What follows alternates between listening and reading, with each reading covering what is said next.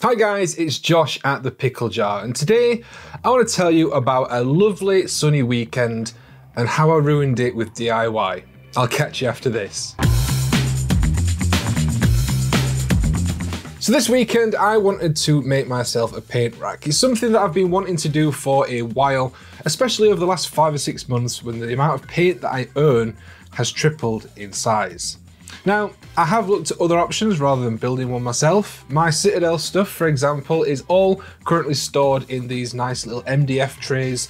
They're all absolutely fantastic because they all stack on top of each other. They don't take up any desk space. I have them on a little shelf here on my desk, and they're absolutely fantastic. But the rest of the paints that I'm wanting to try and sort out and organize are all in dropper bottles. So these stackable MDF trays aren't really going to cut it. What I really want to do is have some sort of vertical storage system, like a shelving unit, that can house all of the extra paint that I earn from the extra ranges, my Pro Acryl, my Army Painter Air stuff, my speed paints, my turbo dogs, and then all my airbrush bits and pieces, and allow me to have access to them all the time when I'm painting, without having to drag out boxes and other random storage solutions from different cupboards and other rooms. Now, with all this in mind, I did what any self-respecting man would do, and without any planning, without any measurement, without any research, I went to the DIY store. Just a word of warning, the rest of this video should really be treated as a funny, sort of inspirational, look at this idiot doing this video, rather than a tutorial. Yeah. Now, the wood that I came back with was 20mm by 45mm, apparently. On the rare occasions in the past when I have done DIY work, I do have a bit of a tendency to go a little bit on the thicker side with the wood that I buy for projects that I do. So there is a possibility that this wood is far too thick for the job that I'm wanting it to do. But hey, I don't actually know where I was going with that. While I was out, I also bought myself a A3 piece of foam board. Now, I decided that the shelving unit I was going to build was going to be this size because this is the size that the foam board comes in.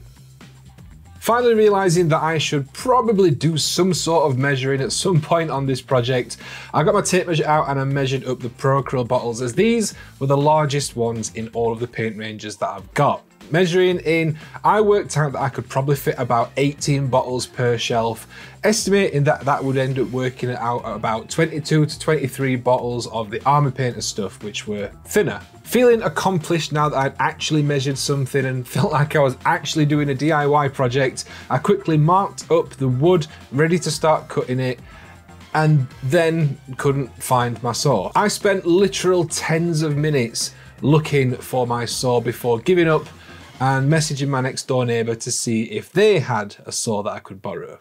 The response was yes, but what I was given was suboptimal, I'm going to say. This was the rustiest saw, the bluntest saw that I have ever seen, but it's what I had to work with. So I got stuck in and got cutting. This took a while.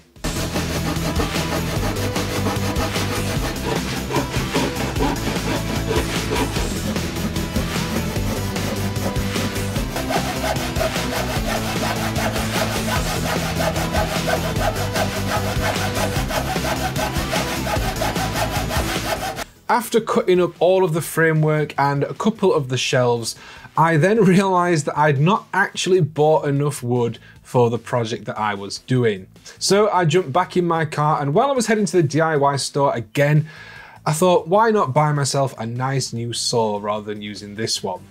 When I arrived at the DIY store, I had an even better thought: why not just get them to cut it for me?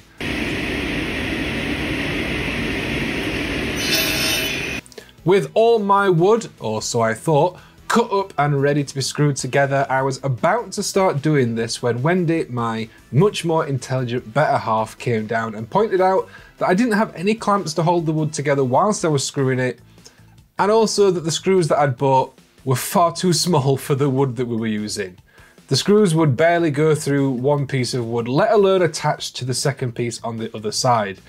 So yet again, it was another trip to the hardware store. Back home and armed with screws that were a little bit on the longer side, but still no clamps, I started to screw all the bits of wood together for the framework, helped out by the amazing Wendy, who measured out all the shelving space to make sure that they were all equally spaced out. Now, a couple of the bits of wood did split and crack a little bit when I was putting these screws in, so I'm not sure if these were a little bit too wide or too long, but at this point, I really just didn't care and I wanted to get this shelving unit built. As we were attaching the last couple of shelves, I realised that we were missing one. As I looked around, I found a piece of wood that I'd lent up to one side to cut at a later point and had then completely forgot about.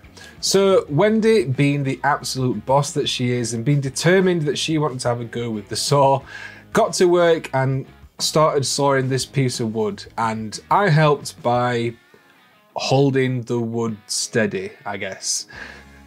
With the final shelf in place and my DIY skills laying in tatters on the floor, Wendy gave the entire thing a sanding down. Now, I'd love to tell you what grit this sandpaper was, but quite honestly, I've got no idea.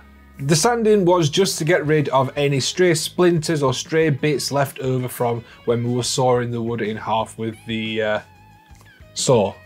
A quick wipe with a damp cloth just to get rid of the sawdust, and then it was time to take it outside and spray it. Now, to spray this, I'm just using a cheap pound shop matte black spray can, and I gave it a couple of coats over all of the wood apart from underneath the shelves, don't look at those, and then left it outside in the sun to dry for 10 to 15 minutes before bringing it back in and trying to get it finished. Now, up to this point, I think I've demonstrated that my DIY skills are lacking at best. So I'm not entirely sure why I was trusted with the staple gun at this point to attach the backing board, but nevertheless I was, and I feel like I did a very good job with this. It is literally just pointing something at the back of something and pressing a button. That's kind of in my wheelhouse. And with that, the shelving unit was complete, and it was just a case of adding all the paint in and then finding somewhere for this thing to live. Now, the original plan was to mount this onto the wall and have it hanging next to my desk. But with the sheer amount of paint that was on there, which I had not taken into account, and the fact that I'd used wood that was far heavier than probably what was needed, this thing weighs an absolute ton. And I didn't really fancy risking attaching this to the wall because, as I think I've demonstrated once again, I would probably mess it up somehow. So instead, I decided to let gravity do the work, and this is leant up at the end of my desk, leant back slightly. The sheer weight of this thing is holding it in place. I am going to get some sort of sticky tape type stuff for the top. I can't remember what it's called, but someone on my Discord did tell me what it was called. And I'm going to get some of that just to make sure the top is held in place. But quite honestly, this thing is pretty chunky, it's pretty heavy, and I'm not really worried about it falling over at all. Even though this probably isn't the best way to have gone about building a paint shelving unit, I'm still pretty happy with what I've got here.